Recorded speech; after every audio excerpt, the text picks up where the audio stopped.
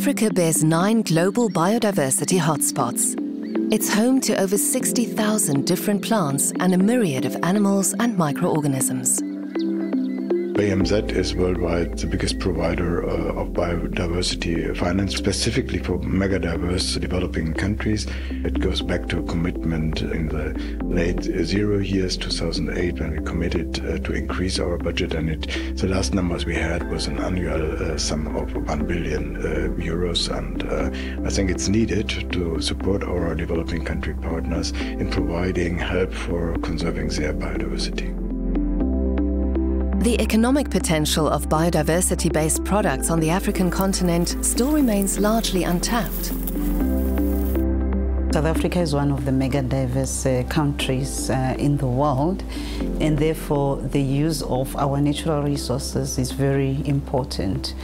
Our policy drive aligns with the Convention of Biological Diversity, which ensures that whilst we are conserving, there's also sustainable use of our natural resources and also ensuring that access and benefits are shared. The marula tree, present in many southern African countries, is a good example for the potential of biodiversity-based products. Here in the Eodafanu Women's Cooperative in northern Namibia, marula is still harvested the traditional way. Apart from being used as food and juice, the kernels are processed to extract valuable oil.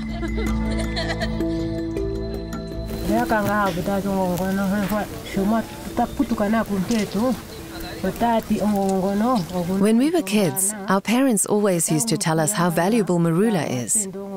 When you crack the fruit, they said, you can make oil and sell it. But always be sure to keep some marula at home and eat it together with chicken. The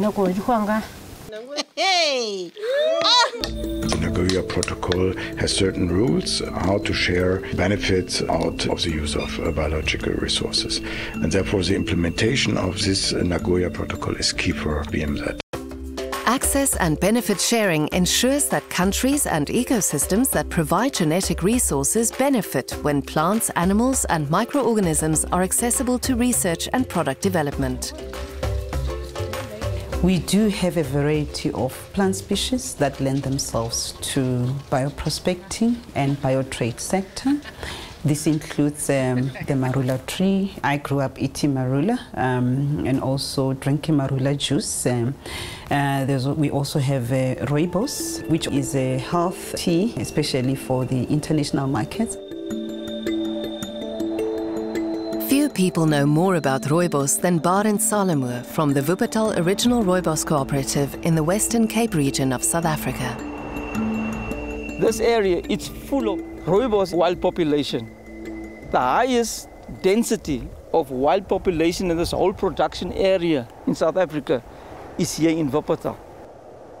Rooibos is who we are, what we are. It is part of our culture, so you can't rooibos without including these people that live here, that stay here for so many generations.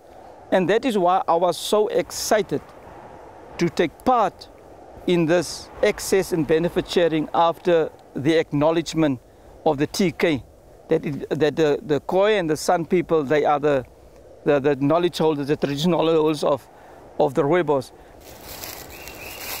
It's a question of general justice. You cannot allow enterprises doing something economically viable without sharing it with those countries who actually hosted this part of the World Heritage, the biodiversity.